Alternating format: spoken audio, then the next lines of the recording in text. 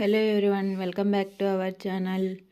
ముందుగా అందరికీ గణతంత్ర దినోత్సవ శుభాకాంక్షలు. ఈ వీడియోలో మనం రిపబ్లిక్ డే జరుపుకోవడానికి కారణం ఏంటి, జనవరి 26కున్న ప్రాముఖ్యం ఏంటి అనే దాని గురించి తెలుసుకోబోతున్నాం. వీడియోలోకి వెళ్ళే ముందు లైక్ చేసి సబ్స్క్రైబ్ చేసుకోండి. ఎందరో స్వాతంత్ర సర్వధన యోధులు, ఎందరో త్యాగధనుల పోరాటాల కారణంగా 1947 ఆగస్టు 15వ తేదీన భారతదేశానికి బ్రిటిష్ ప్రభుత్వం నుంచి స్వాతంత్రం లభించింది.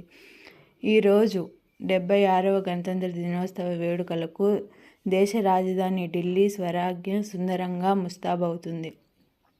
అనేక రాష్ట్రాలకు చెందిన శతకాల రిపబ్లిక్ డే పరేడ్లో భాగం కాబోతున్నారు. ఈ నేపథ్యంలో రిపబ్లిక్ డే వెనుకనున్న కథ ఏంటో తెలుసుకుందాం. మన దేశానికి స్వాతంత్రం వచ్చే నాటికి రాజ్యాంగం అందుబాటులో లేదు. దీంతో 1937 నాటికి భారత ప్రభుత్వం చట్టం ఆధారంగా పాలన కొనసాగింది. ప్రభుత్వం భారతావని కోసం రాజ్యాంగాన్ని రూపొందించేందుకు 1947 ఆగస్టు 28 రాజ్యాంగ నిర్మాణ కమిటీ ఏర్పాటైంది. ఈ కమిటీ అధ్యక్షునిగా బాబాసాహెబ్ అంబేద్కర్ బాధ్యతలు చేపట్టారు. రాజ్యాంగ ముసాయిదాను రాజ్యాంగ సభకు సమర్పించారు. దాదాపు 2 ఏళ్ల పాటు 308 మంది సభ్యులు వివిధ దేశాల రాజ్యాంగాలను క్షుణ్ణంగా పరిశీలించారు. వివిధ దేశాల రాజ్యాంగాల నుంచి కొన్ని అంశాలు తీసుకొని వాటికి పలు సవరణలు చేసి భారత రాజ్యాంగాన్ని తయారు చేశారు.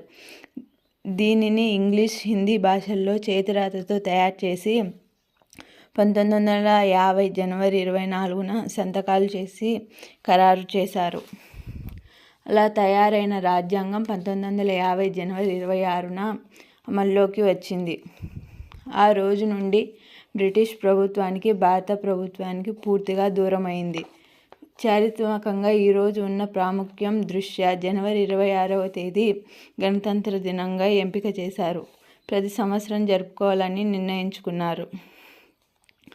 అప్పటి నుంచి భారత గణతంత్ర దినోత్సవాన్ని పురస్కరించుకొని దేశమంతటా వాడవాడలా ప్రజలు జాతీయ పతాకాన్ని ఎగరవేసి సంబరాలు జరుపుకుంటున్నారు.